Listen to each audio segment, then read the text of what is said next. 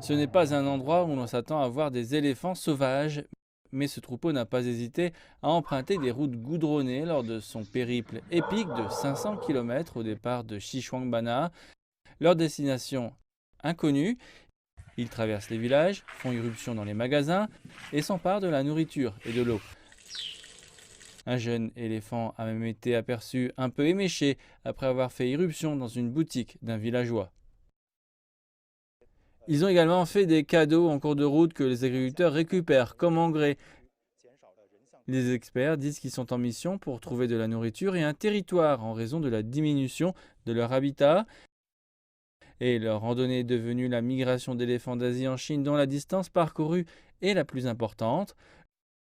Le troupeau était composé de 16 éléphants, mais deux ont fait demi-tour et un petit est né pendant le voyage.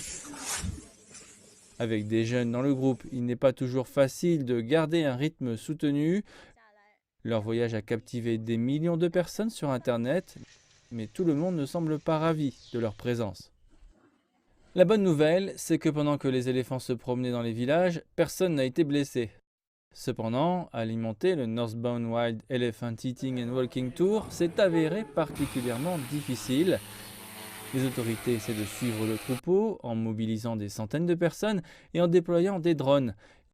Ils ont des camions pleins de tonnes de fruits comme appât pour les éloigner des zones peuplées, mais leurs efforts n'ont pas semblé porter leurs fruits.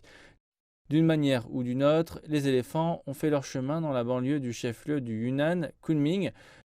Tous les yeux en Chine sont désormais rivés sur leur prochain mouvement.